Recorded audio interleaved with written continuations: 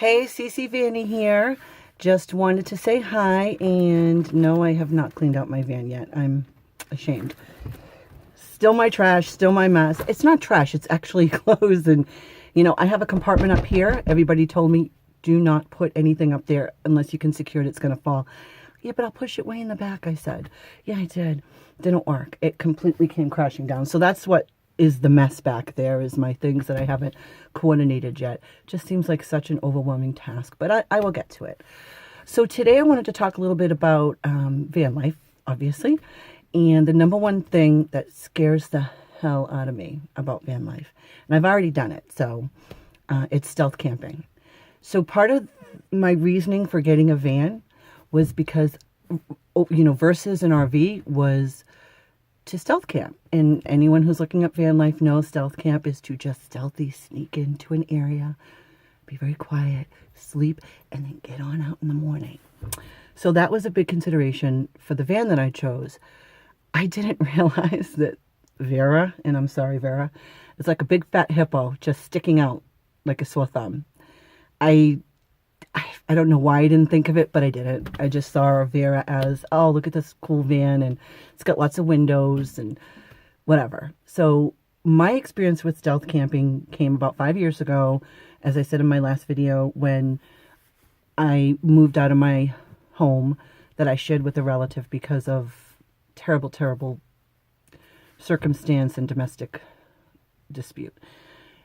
So I did stealth camp with my Dodge minivan, and it was very successful. But it was the number one thing that I hated. I hated when that sun went down. I hated dropping off my girls, my daughters at the time. Well, they're still my daughters, but at the time they were 14 and I believe 21. And they stayed with their dad because the older one had a grandson, and they're not going to stealth camp in my Dodge minivan, although my younger one did sometimes do it with me too.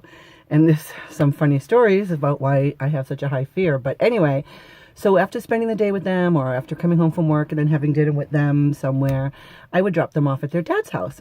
And then my stealth camping search would begin. And I knew all the places, the Walmarts, 24-hour stores. I didn't at the time know BLM land, but as I found out now, it's not really going to help me because they're very far away from where I am right now, and I don't picture myself being close anytime soon. But anyway, so I do have experience stealth camping, and it did work out okay. I actually stayed at a Denny's, probably east of here, west of, I'm terrible with directions. It was far away from here. It was about a 40-foot, now it's probably about an hour and a half drive, but at the time, it's about half an hour away from my work, where I was working, and away from my kids' dads, where they were staying. And it was great. I would pull in. There was a couple of storms every now and then, because it was in the winter. I would pull in, and, at 10 at night, maybe 11, it was a 24-hour Denny's, and the same car also pulled in. So we both knew what we were doing. Oh, there's Ollie in the picture. That's Ollie. He needs to be groomed, just to let you know. He needs to be groomed greatly, and that's coming this Saturday. I don't mean to digress, but since Ollie jumped into the picture, I did want to say he is a rescue. My daughters rescued him. They found him in the rain one day. We put up flyers. I did not want a dog. I just had my dog Bella pass. This was about 2 years ago. And I did not want another dog. She had a very long illness that I took care of her. And she was a great dog. And I still have her harness. I loved her. So I didn't want another dog. I didn't want another responsibility. But Ollie was plopped on me because, of course, when your daughters, no matter how old, they can be mid-20s. They come to you and say, oh, Mom, can we have a dog? Because they were both staying at my house at the time. The apartment that we that we had left a month ago,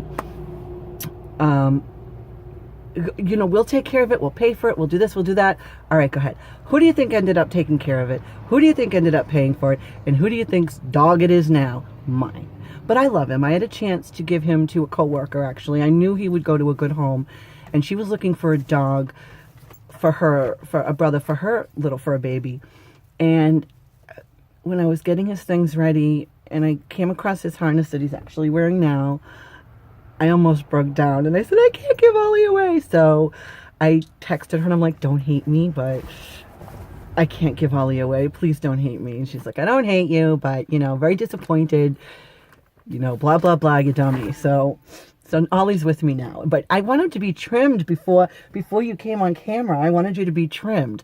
And that's going to happen this weekend because we've been moving, blah, blah, blah. Anyway, back to stealth.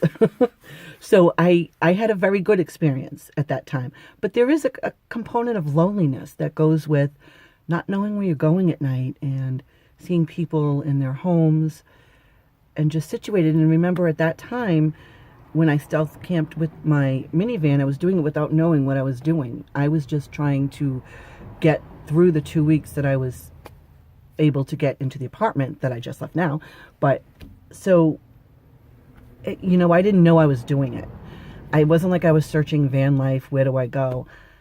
I was just going places I thought would be safe. I tried the Walmarts. I did not like it. I felt like, and I had a Dodge Caravan at the time, a very minivan, very able to stealth camp type vehicle, and I didn't like it anyway, so I ended up staying at a Denny's. So in the back of my mind, this whole time when I'm planning this van life, and now I've done the research, and now I know where I can park, and now I'm feeling a little bit better, I always felt in the back of my mind that if everything failed, if for whatever reason I couldn't stay overnight here or there, any place that I picked out, I'd go back to that Denny's. Well, I went back to that Denny's because I drove by to have a bite to eat, and they shut it down. There is no more Denny's. They're making it something else, and I was devastated. I just found this out about 3 months ago. Devastated. It felt like a piece of me died. I really did. I'm not being dramatic. I was like, but I stayed there overnight for 2 weeks. It was great. It was welcoming. It's like I built the Denny's, and now it's gone. So that really hit me hard. So it made me think about stealth camping. And let me tell you a story.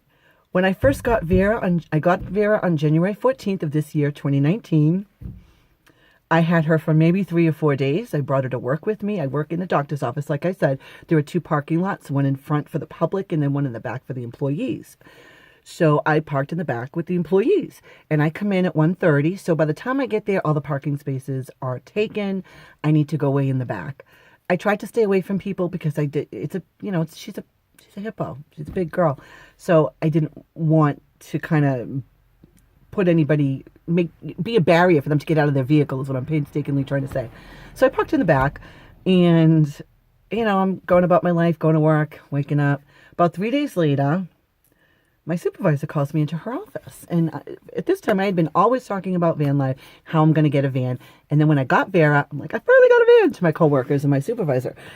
But I guess my supervisor had forgot, because about 3 days after I got Vera and started parking her at my job, she calls me into her office and she says, do you own a van? I said, yeah. She said, oh, you finally got one. Yeah. She goes, good for you, good for you.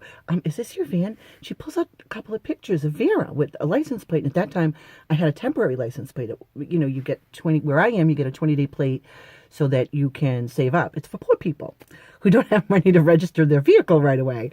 Me. So I got a 20-day plate to give me some time. I'm like, yeah. And I'm thinking, oh my God, did I hit something? Because I wasn't used to driving Vera. Did I do this? Did I do that? Oh shit. And I'm just thinking to myself, and I said, why? What's going on? She said, well, your van was reported. And I'm holding my breath. Yeah? As a menacing vehicle in the parking lot. One of the employees was afraid, I'm assuming it was a woman, was afraid to go to her car because your van was parked next to it. And it had a funny license plate that she never recognized before. Isn't that fabulous to be so rich you don't know what a 20-day plate is? But hey, good for her. Good for her. Good financing, girl. So she had no idea what a 20-day plate was. It looked funny to her. She was afraid to walk out to her vehicle. I guess I had parked next to her. She said it was odd that I parked so far away from the building. Well, when I come in at 1:30, there's no place to park. So I have to park so far away from the building, and there's only so many places I can go. So anyway, so my supervisor went on, and she said she was very scared, and she had security walk her out. And they were going to leave a note on the van, but they just decided to keep an eye on it because it was noticed that it kept returning. Yeah, because I worked there. I worked there from 1:30 to 8. So when I leave at 8, it's gone. So it was reported several times after that.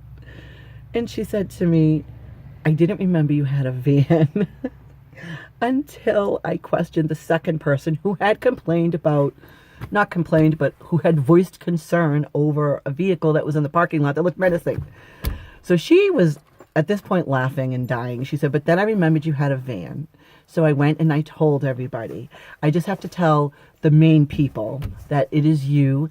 And can I ask you to park out front? I can't even park with the employees. I'm bad. Park out front so it's not to scare anyone. Park away from the building. All right, so that's what I've been doing. And she thought it was the most funniest thing.